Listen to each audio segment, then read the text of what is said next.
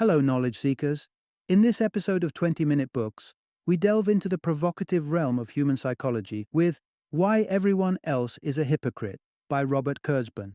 Kurzban, an esteemed professor of psychology and a notable figure in evolutionary psychology, challenges our perceptions of the mind's coherence. His exploration into the modular structure of our brains reveals how evolutionary adaptations can lead to internal conflict and societal hypocrisy, especially when antiquated instincts meet modern complexities. This insightful book is ideal for psychology students and teachers avidly seeking novel approaches to understanding mental processes. It also targets the curious reader keen on breaking down the facades of rational consistency that pervade human behavior. If you've ever found yourself exasperated by friends' inconsistencies or your own puzzling decisions, Kurzban's scholarly yet accessible narrative promises to shine a light on the intricacies and contradictions inherent in the human psyche. Join us as we unpack the layers of our mental makeup and discover why, according to Kurzban, hypocrisy is almost an evolutionary certainty. This journey through the corridors of the mind will not only transform your perspective on others' behavior, but also offer a compassionate understanding of your own psychological quirks.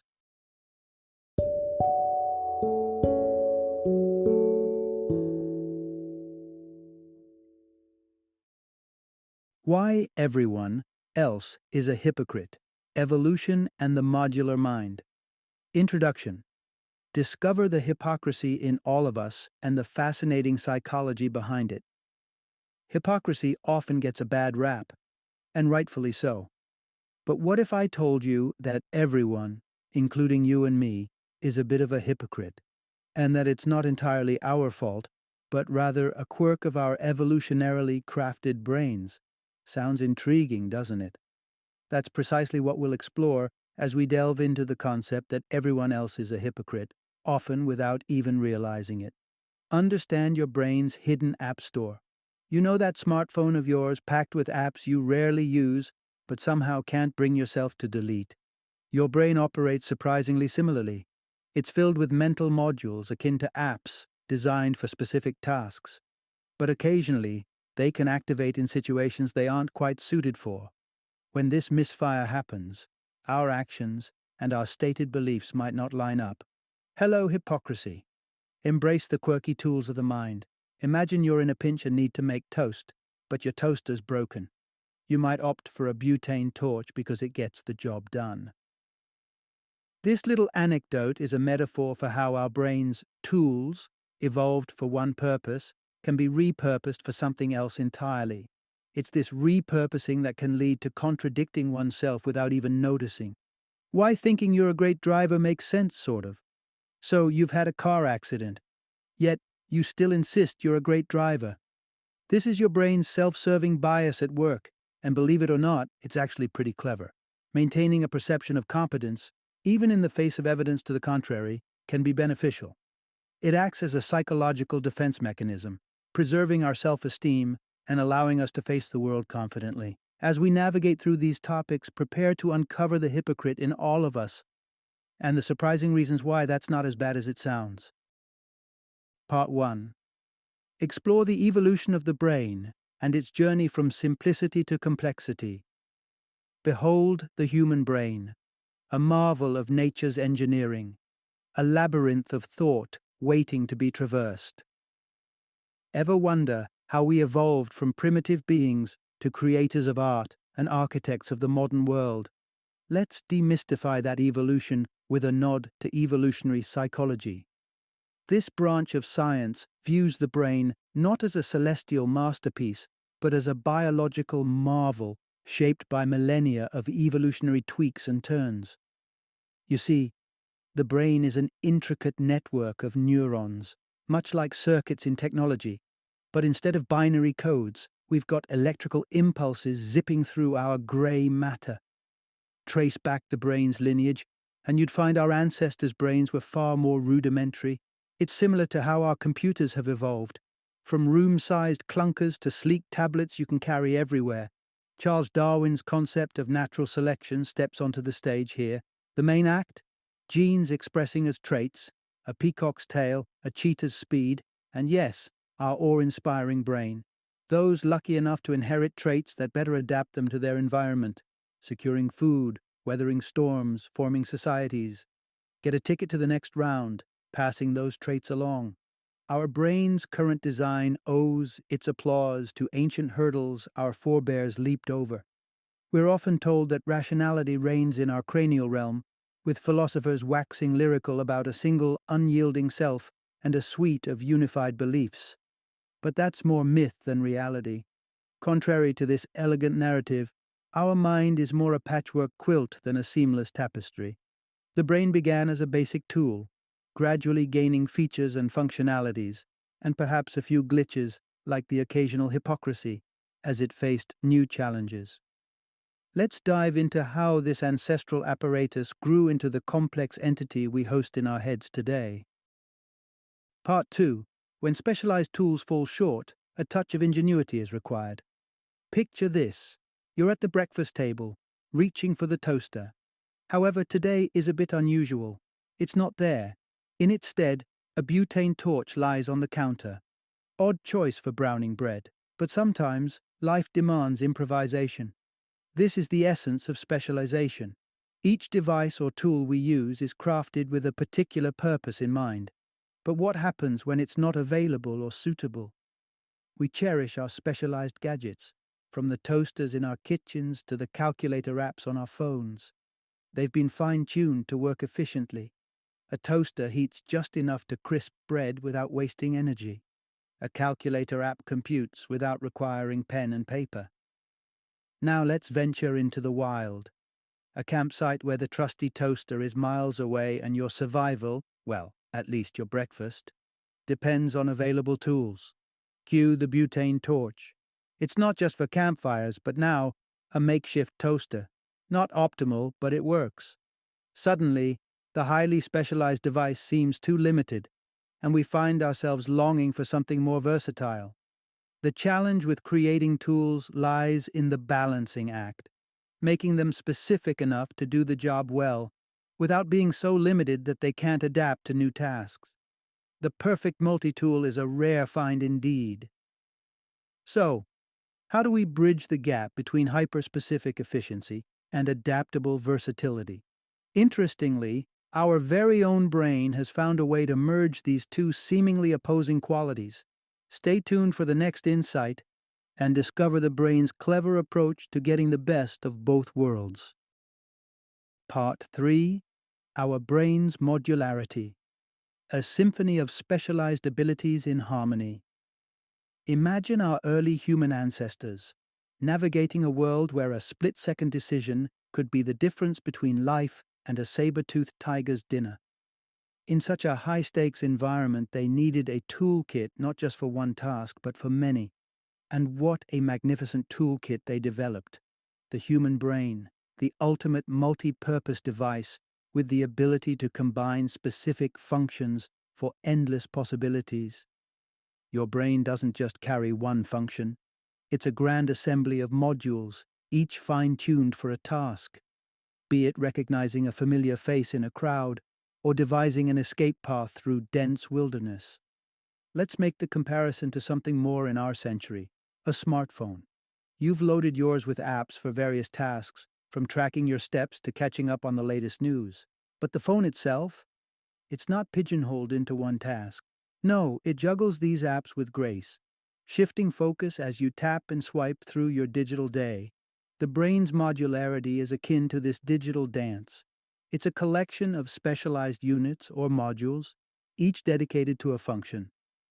Yet, unlike the apps that run isolated from one another, your brain's modules can collaborate, creating a seamless flow of cognition and action, adapting instantaneously to the demands of our ever-changing surroundings. We've come a long way from outwitting prehistoric predators, but the brain still uses this modular orchestration to handle modern life's challenges, from navigating complex social dynamics to solving intricate puzzles. Together, these modules work in concert to create the vast range of human abilities we rely on every day. Part 4. The illusion of a central command in the brain debunked. Take a moment and think about it. Who's in charge up there in the intricate folds of your brain? Is there a little CEO in a control room, directing traffic and making executive decisions?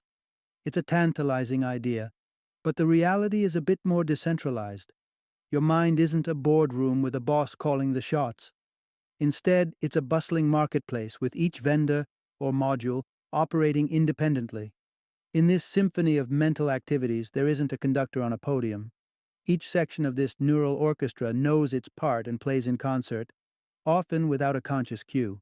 You might think that the sense of a coherent, conscious self means there must be a master module at the helm, overseeing all the rest. But that's a fallacy, a loop of infinite regress.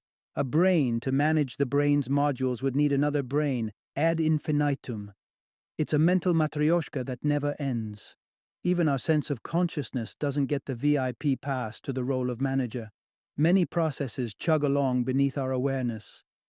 They're the unsung heroes keeping the show going while the spotlight of consciousness shines elsewhere. Feelings of fear or affection often bypass the VIP section, popping up without a formal invitation or explanation. For example, you might lean back in your chair, high up in a skyscraper, safely behind a barrier, yet your heart races at the sight of the distant ground. Or you might catch yourself humming a catchy pop tune that any music critic would scoff at. So, if there's no mastermind behind these impulses, what are we? The answer lies within the tangled web of modules. You are the sum of these parts, a network of independent yet interconnected players creating the rich tapestry of thoughts, emotions, and experiences that you call I. Part 5. When the brain's modules clash, the ripple effects are all too human. Picture an intricate network of toy cars scurrying around a track, a seemingly elementary diversion. Yet, this childhood pastime holds a subtle clue about our brain's inner workings. Valentino Breitenberg's inventive vehicles from the 80s provide a window into the world of our modular brain and the conflicts these modules can create. Take a car equipped with two distinct functions. One module detests heat and propels the car away from it, while another module is enamored with light and steers toward its warmth. A candle in the room would present quite the conundrum, luring with its light yet repelling with its heat. Two simple modules, yet their opposition creates a tangle of indecision. This isn't far removed from the crossroads we encounter within our minds. Picture yourself at a party, eyeing a rich slice of chocolate cake. The sensory module in your brain is sending out dig-in signals, whereas the health-conscious module is pumping the brakes. It's the same inner conflict, the pursuit of immediate pleasure clashing with long-term well-being. But the clash of modules isn't limited to temptations on a plate. It spills into our social lives, our moral decisions, pitting aggression against pacifism, altruism against self-interest. These modules, architects of our personality and decision-making, can sometimes come to loggerheads, leaving us in a state of bewilderment as we try to navigate through the maze of modern life. And so, our modular minds, brilliantly adapted for versatility, can also lead to bouts of puzzling indecision. It's the price we pay for having a brain more multifaceted than any toy car could ever encapsulate. Part 6. Why our brains often serve us generous portions of overconfidence. Picture yourself cruising down the highway, smoothly navigating every turn and traffic signal. Got that feeling of mastery? Like you're acing this whole driving business? You're in the company of many. Most of us rate ourselves as top-tier drivers. But the cold truth? It's numerically impossible for everyone to be above the mean. So what's fueling these inflated self-assessments? It's our brain's own built-in hype team. Specific modules within our noggin are notorious cheerleaders, frequently putting us on a performance pedestal, especially when we stack ourselves up against others. Consistently across myriad surveys, individuals crown themselves as above average in intelligence, athletic prowess, and leadership. Even those who've managed the dubious feat of colliding with stationary objects insist on sticking a gold star on their driving skills. Our brain doesn't stop at self-aggrandizing. It also likes to delude us into believing we have more control over events than we actually do. Consider the case of dice-tossing taxi drivers studied by James Henslin. These otherwise grounded individuals exhibited quasi-magical beliefs, thinking they could sweet-talk or strong-arm the dice into rolling high. Indeed, there are modules that drag our head from the clouds, grounding our perceptions to align with stark realities. These are the modules that allow us to act with prudence, evaluating facts with a level head. Despite this, the modules pushing overconfidence and magical thinking seem to hog the limelight, leading one to wonder how such obviously flawed tendencies could possibly confer an evolutionary edge. Part 7. The surprising survival benefits of strutting your stuff with a dash of overconfidence. Puff out your chest and consider for a moment. Could a little bit of swagger actually be good for you? Turns out, the somewhat exaggerated self-image many of us carry might have roots deep in our evolutionary past. Yes, overconfidence can seem like a highway to trouble. Think reckless driving, for instance. But paradoxically, those very same brain modules coaxing us into thinking we're the cream of the crop may just have given our ancestors a survival leg up. When you believe you're packed with positives, smarts, charm, you name it, others often take notice and follow suit. Take the self-proclaimed problem solver, full of conviction. He's quick to pitch in when troubles arise, exuding such confidence that others can't help but buy into his self-assessment. They see him as an asset, someone to keep close in their community. And trust me, back when survival hinged on being part of a strong social network, appearing useful could mean the difference between thriving and being left out in the cold. The perceived value went beyond mere safety in numbers. It extended to being seen as a desirable mate, thus boosting the chances of passing on one's genes. So next time you catch yourself or someone else basking in a little extra self-admiration, remember it's not just ego. It's an ancient social tool, sharpened by time. This overconfidence, this innate tendency to market ourselves, keeps us integrated in our tribes, encourages the confidence of others, and ultimately plays a part in the grand game of survival. Part 8. The tangled evolutionary roots of our hypocritical tendencies. Why do we preach one thing and practice another? Why do our morals sometimes play hooky when self-interest comes calling? You guessed it. It boils down to our evolutionary past once again. Hypocrisy, that universally frowned upon yet stubbornly pervasive behavior, is knitted into our very biology. Let's face it, humans can be a bundle of contradictions, telling someone else that their actions are wrong and then turning around to secretly commit the same act doesn't exactly align with the golden rule. Occasionally, we might even cloak our personal motives in the guise of moral outrage, all while harboring a hint of envy or resentment. So why the duplicity? Our brain's modular structure is at the heart of it. Just as we possess modules that encourage us to be overconfident, we have other modules that are activated when we pass judgment on others. These are not necessarily the same that swing into action when we're looking at ourselves in the mirror. The intricate wiring of our brain means some modules aren't effectively communicating, leading to that all-too-human predicament, hypocrisy. Moreover, let's consider the cunning camouflage of righteous indignation. It's not just a social faux pas. It's an evolutionary strategy dressed up in Sunday's best. Our ancestors were locked in an unspoken competition for mates, and more mates for your neighbor meant slimmer pickings for you. It's no wonder then that strong opinions about monogamy or promiscuity are deeply etched into our psyches. They mirror a fundamental drive to ensure our genes make it to the next round. So next time you spot the wolf of self-interest in sheep's clothing, or catch yourself in a hypocritical slip, take a moment to consider the evolutionary puppeteer behind the curtain. Acknowledge the limitations of our module-rich minds, and be aware that not all seemingly logical actions are truly grounded in reason. With this awareness, we can work towards a mind that's more in sync with the complex moral landscape of the modern world. Final summary. In the grand narrative of human psychology, it turns out our brains aren't the sleek, streamlined machines we once thought. We're not governed by a single coherent self, but rather a congress of specialized modules, each playing its own essential role in the theater of the mind. These modules were the Swiss Army knife that allowed our ancestors to survive in a world teeming with dangers. But this modular design comes with its fair share of quirks. It's why we can be walking paradoxes, capable of contradictions and confusions that leave us scratching our heads. Hypocrisy, that social sin we love to hate, is also a byproduct of our brain's compartmental design, often revealing a disconnect between different modules. Understanding the brain's inner workings might just be the key to unlocking a future where we navigate life's complexities with a clearer sense of self. By recognizing the patchwork nature of our mental processes, we can better manage the idiosyncrasies that come with the human condition.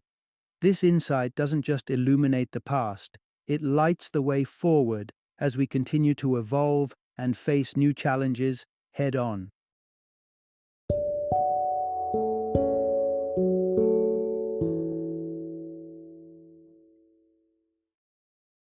Thank you for joining me today on this journey of learning and discovery as we explored the insights of another thought-provoking book in our growing library of knowledge.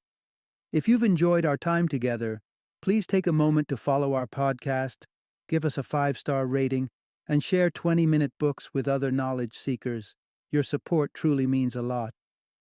Don't forget to join me again in the next episode, where we will delve into another enriching book. Until then, happy reading and happy listening.